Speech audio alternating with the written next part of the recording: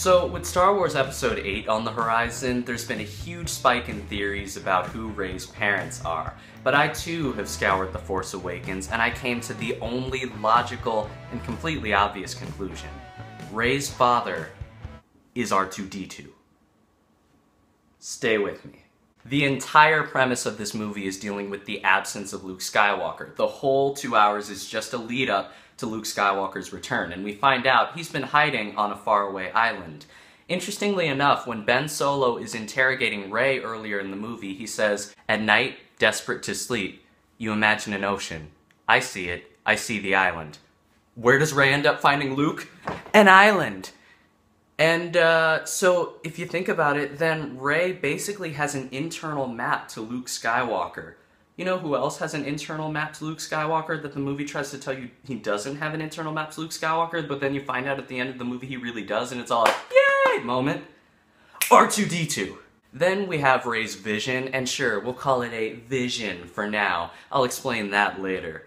And the only character that the camera really gives a lot of attention to is R2-D2. In fact, it's the first character she sees. Luke Skywalker is there too, but he's cloaked and he's off to the side.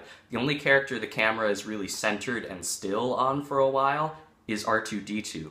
And the vision opens with this famous corridor from Cloud City, which would make you obviously think of Luke or Anakin, but the lighting here is decidedly blue and silverish. And then we hear Obi-Wan, and not just Sir Alec Guinness, but also Ewan McGregor, which begs the question, why are two different Obi-Wans talking to Rey? I mean, sure, we know there are two different actors who have played Obi-Wan, but in canon, they're not two different people. It's almost like whoever is passing these memories on to Rey has some kind of mental block between the two, so that to him, they are two separate people. Almost like his memory was erased between the prequel trilogy and the original trilogy. We then see young Rey yelling for her family to come back as she sees a ship fly away, which makes sense if this is R2-D2, because if there are two things we know about R2-D2, it's that he loves flying and he hates sand. R2-D2 also knew both Anakin and Luke, the previous owners of this lightsaber, so then this isn't some magical vision. This is just her memory banks trying to figure out where they have seen this object before. And when Maz Kanata looks in Rey's eyes, she doesn't see Rey's eyes, she sees the orbital sockets of an astromech droid. Do astromech droids have orbital sockets? Is that what you call it? I don't know. Like, one of you fans is probably gonna, like, type their entire college thesis on the anatomy of astromech droids in the comments, and please do, because that would be awesome. Like, if you wrote your college thesis on that, like, major respect for you. And I mean, this obviously fits, because Rey and R2 are basically the same character. I mean, both of them pull Luke Skywalker into the fight, and both of them before that have been lying dormant for a time, Rey in a metaphorical sense, but R2 literally, and also both of them are yearning for Luke's return, even if Rey doesn't really know it yet. And both of them have fixed the Falcon, which is pretty cool. Oh, and one more thing. Both of them love flying and hate sand. That was two things. You know, never mind.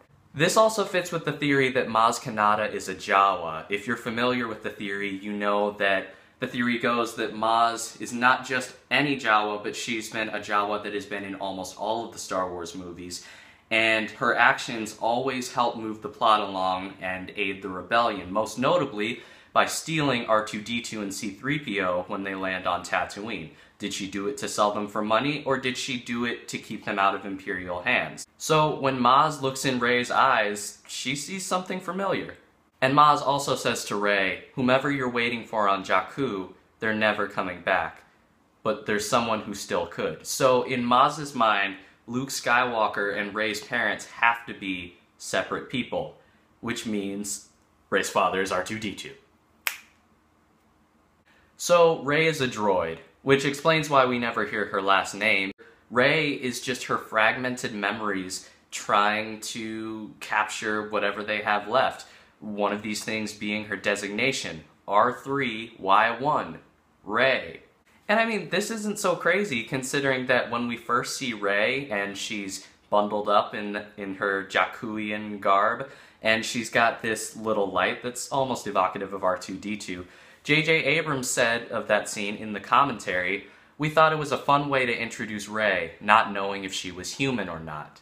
So then, Rey's mother would have to be a female astromech droid, and not just any astromech droid, it would have to be an R2 unit, since Rey is an R3 unit.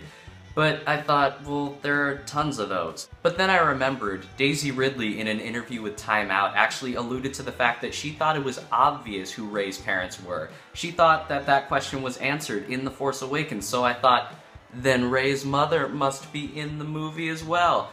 So I scoured frame after frame after frame, looking for this female astromech droid. But then, in the final scenes of the movie, at that Rebel base, you can see the bottom right-hand corner, this little pink and silver dome, and hardcore fans of Star Wars The Clone Wars remember that that is R2-KT, a female astromech droid for whom it has been heavily hinted is in love with R2-D2. So I found it. You can all stop now. You can stop with the theories. You can go home. Don't even have to see episode 8 or 9 now. Now you know. So I hope you had fun with this. Yes, I made this entire video as a joke, but one thing I wasn't joking about was R2-KT. If you know about Star Wars' charity work, then maybe you've heard of R2-KT. She's this little astromech droid made by a fan who wanted to memorialize his daughter.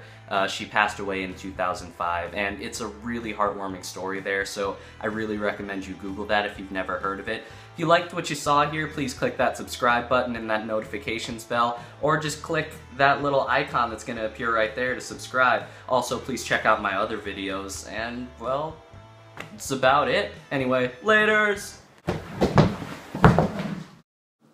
That was my Force Awakens Han Solo impression.